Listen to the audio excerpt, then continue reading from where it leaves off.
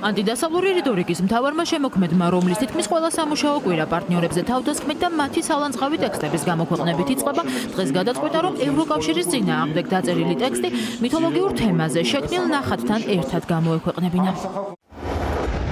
Ამ ერთი ფოტოთი და Facebook პოსტით პაპუაშვილმა ივანიშვილის პოლიტიკური მიზანი კიდევ ერთხელ გაახმოვანა ის, რომ ოცნების გუნდის მოტივი ევროკავშირში გაწევრიანება აღარაა, ეს უკვე ყველასთვის კარგადაა ცნობილი, თუმცა ოცნების პარლამენტის თავმჯდომარის მორიგი ანტიდასავლური რიტორიკა ადასტურებს, რომ ივანიშვილის საქართველოს ევროგაერთიანების მიღმა დასარჩენად ამზადებს ნიადაგს, რასაც მართლ პარტიაში ქვეყნის სუვერენიტეტის შენარჩუნებით ხსნიან და ევროპული ღირებულებების დეგრადაციას ასეც ცდილობენ. როდესაც შენ გაქვს მხოლოდ ვალდებულებები და არავითარი უფლებები, ეს ნიშნავს, რომ შენი სახელმწიფოებრობა უბრალოდ ნულდება. და დავუშვათ კითხვა, რომ ასეთი ევროკავშირი შეიქმნა და ასეთ საფუძვლებზე და ასეთ პრინციპებზე არის ეს ორგანიზაცია შექმნილი. წესით ამ ყველაფრისთვის უნდა იყოს შექმნილი ევროკავშირი, რომელიც ისევ და ისევ ყოველ ფეხის ნაბიჯზე სილდება საკუთარ სადაფუძნებლო პრინციპებს და კიდევ ერთხელ ადასტურებენ, რომ ისინი არიან ცივილიზაციური უბსკულის პირას. პაპუაშვილის მიერ ქართული საზოგადოებისთვის შემოთავაზებული ევროპის დაშლის ახალი ვერსია კარგად ნაცნობია რუსეთში.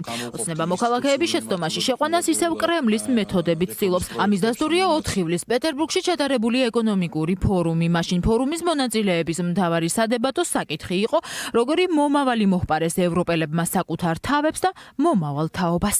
აქაც თანხმედრა არის. ჩვენ როდესაც ვამბობთ, რომ ქართული ოცნება რუსულ რეჟიმს გავს და რუსული რეჟიმის გავს ნაბიჯებს დგამს, აი ამსეთ ნარატივებში ღიად ჩდება, რომ ქართული ოცნება არც არ იგონებს, ის უბრალოდ აკოპირებს, გადმოაქვს რუსული ნარატივი, რითაც ამყარებს ანტიდასავლურ პროპაგანდას და რითიც ცდილობს საქართველოს დატოვოს სრულად იზოლაციაში. ქართული ოცნება ემზადება სრული საბოტაჟი გამოუცხადოს ევროკავშირს, არამც თუ გადადებული თანამშრომლობა ევროკავშირთან არამედ გაჩერებული თავად დაიწყეს ამ ნარატივის კულტივირება, რაც საბოლოოდ იმას ნიშნავს, რომ მათ სურთ, რომ გაჩერდეს ყველანაირი თანამშრომლობა ევროკავშირთან. ოპოზიციას ეჩვია, რომ უგვეცლებია ქართული ოცნება სწორედ კრემლში დაწერილ გეგმას მიყვება, რომლის მიზანი ქვეყნის საბოლოო იზოლაციაში მოქცევაა.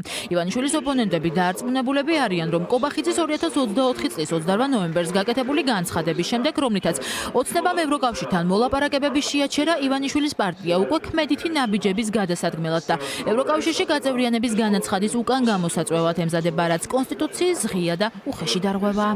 ივანიშვილის რეჟიმი უკვე ნარატივების დონეზე ამზადებს ოფიციალურად საბოლოოდ უარის თქმას პერსპექტივაშიც ევროკავშირში გაწევრიანებაზე, თორემ გვახსოვთ ჩვენ ყობახიძემ, რომ აწყოში უკვე უარი თქვა ამაზე, მაგრამ აი მომავალში არ გამორიცხეს, თუმცა ახლა მომავალზეც უკვე უნდა თქვან უარი, ეს არის მთავარი ინსტრუქცია, რომელიც კრემლისგან ივანიშვილის რეჟიმმა მიიღო თავის დროზე. პაპუაშვილი, რომელიც დღეს თავკაცად უზის ივანიშვილს საქართველოს პარლამენტში, არღვევს კონსტიტუციას, როცა ამბობს, რომ საქართველოს ევროკავშირში გაწევრიანება იქნება პირიქით დამაზიანებელი. მაშინ როცა პარლამენტი უნდა იყოს მთავარი დამცველი საქართველოს კონსტიტუციის, მაგრამ პაპუაშვილს არ ადარდებს არც კონსტიტუცია, არც ქართველი ხალხი, არც მაღალი პენსია და არც მაღალი ხელფასი ქართველი ხალხისთვის. პაპუაშვილს ადარდებს მხოლოდ ის ივანიშვილს როგორ ასიამონოს და როგორ შეასრულოს სხვა ქვეყნის დავალება. ამ შემთხვევაში რუსეთს, იმიტომ რომ მხოლოდ რუსეთია, რომელსაც არ უნდა საქართველოს ევროკავშირის გაწევრიანება. საერთაშორისო ექსპერტების შეფასებით ივანიშვილის გუნდს უკან დასახევი გზა აღარ აქვს, რადგან მათი პოლიტიკის შედეგად პარტნიორებმა უკვე გადადგეს კონკრეტული ნაბიჯები და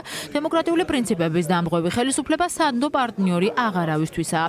მოსალოდნელი დამატებითი სანქციებით შეშინებული ხელისუფლება კი ახლა მხოლოდ თავდასხმების და დისკრედიტაციის კამპანიის ამარა დარჩა. ძალიან მწარე აღმოჩნდა ეს სანქციები ბოლო და ისინი ძალიან კარგად არიან ინფორმირებული, თუ არაფერს არ შეცვია მაშინ შემოდგომაზე, კიდევ უფრო მწვავე, კიდევ უფრო საგნობრივი და მიზნობრივი ტარგეტირებული ეგრეთ წოდებული სანქციები წამოვა, ძალიან სერიოზული.